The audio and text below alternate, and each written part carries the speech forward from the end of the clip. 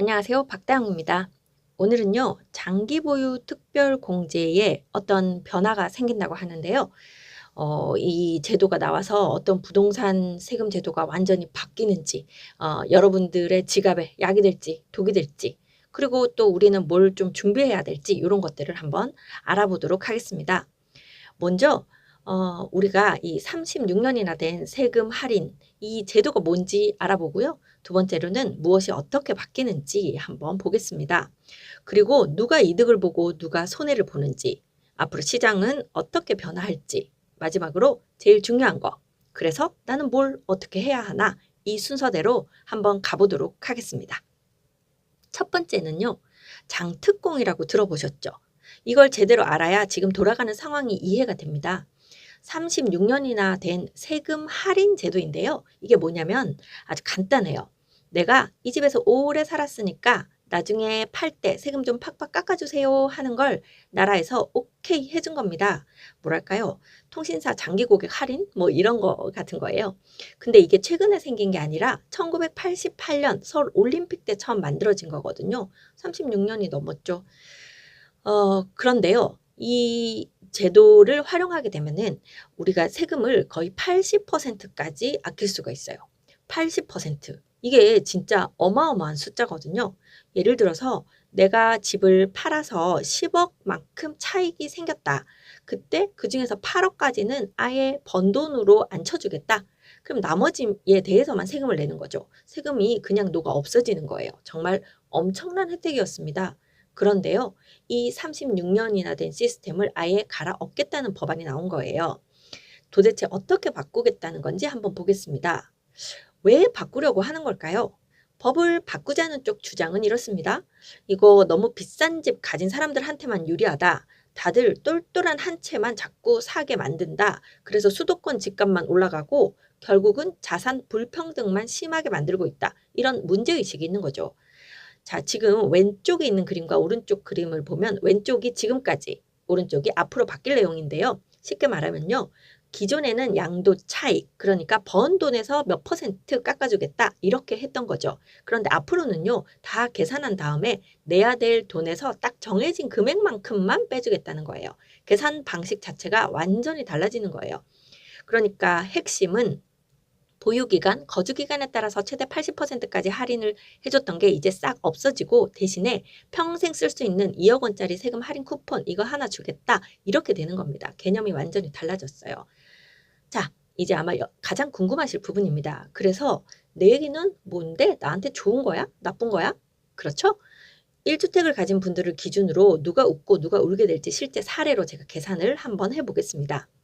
자, 첫 번째 케이스 먼저 보겠습니다. 이거 좀 의외죠? 15억짜리 집을 가진 박모 씨인데요. 7억에 샀어요. 그리고 15억에 팔았으니까 8억이 남았죠? 지금 제도대로라면 세금이 한 350만 원 나올 거예요. 그런데 개정안이 적용되면 세금이 빵원입니다. 안 나와요. 2억 원 쿠폰을 쓰기 때문에 오히려 이득을 보는 경우가 생겼죠. 그런데요, 집값이 올라가면 얘기가 달라져요. 40억짜리 집을 20억에 사서 20억을 벌었다고 해보죠. 지금은 세금이 1억도 안 나와요. 9,400만 원 정도. 근데 이게 바뀌면 세금이 무려 4억 원입니다. 4배가 넘게 뛰는 거예요. 거의 뭐 세금 폭탄 수준이라고 보이는 거죠. 자, 결론이 명확하게 보이죠. 이번 개편안은요. 집값에 따라서 누구는 이득을 보고 누구는 엄청난 손해를 보는 그야말로 희비가 극명하게 엇갈리는 그런 변화인 겁니다. 자, 그럼 이렇게 개인들의 세금 부담이 달라지면 우리 전체 부동산 시장은 과연 어떻게 움직일까요? 전문가들이 어떻게 보고 있는지 한번 제가 찾아봤습니다. 가장 많이 나오고 있는 우려가 바로 이겁니다. 매물 잠김 현상. 매물이 잠긴다는 건데요. 아니 세금을 이렇게 몇 억씩 나오는데 누가 집을 팔려고 하겠냐는 거죠. 팔아도 세금 내고 나면 비슷한 수준의 집으로 이사도 못 가는데 결국 시장에 매물이 씨가 마르면서 거래 절벽이 올 수 있다. 뭐 파는 물건이 없으니까 살 수도 없다. 이런 걱정입니다. 그런데요. 또 반대 시각도 있어요. 오히려 자녀들 다 키우고 넓고 비싼 집에서 살 필요가 없는 분들이 세금 무서워서 집을 팔고 작은 집으로 옮겨갈 거라는 거죠. 그러면 그만큼 매물이 시장에 풀리지 않겠냐 하는 기대감도 있는 것입니다. 네. 보시는 것처럼 전문가들 사이에서도 의견이 이렇게 팽팽하게 지금 갈리고 있어요. 시장이 꽁꽁 얼어붙을 거라고 하는 쪽하고 숨통이 트일 거라는 쪽하고 어느 쪽도 확신을 할 수가 없는 지금 그런 시대, 그런 상황이 된 겁니다. 자, 이렇게 전망도 불투명한데 그럼 도대체 '나는 뭘 어떻게 해야 하나.' 이런 고민이 드실 수밖에 없죠. 지금 당장 뭘 결정하시라는 게 아닙니다. 이럴 때일수록 어떤 것들을 체크해야 하는지 제가 생각의 틀을 한번 정리해 드릴게요. 자, 보시면 지금 이 변화의 소용돌이 속에서 내가 던져야 할 질문은 과연 무엇일까요? 지금 바로 한번 체크리스트를 만들어 보죠. 내 집 양도 차익이 얼마인지부터 계산해 보세요. 얼마에 사서 얼마에 파는지. 두 번째는요. 내가 언제쯤 이사할 계획이 있나? 2026년 말이 아주 중요한 기준점이 될 수도 있다. 이렇게 보입니다. 세 번째, 꼭 팔아야 되나? 차라리 증여나 상속이 더 낫나? 이런 것도 있고요. 마지막으로 7월에 나올 최종안을 꼭 지켜봐야 합니다. 이게 아직 다 통과된 법안이 아니니까요. 그리고 제가 정말 강조하고 싶은 건데요. 이거 아직 법이 아니에요.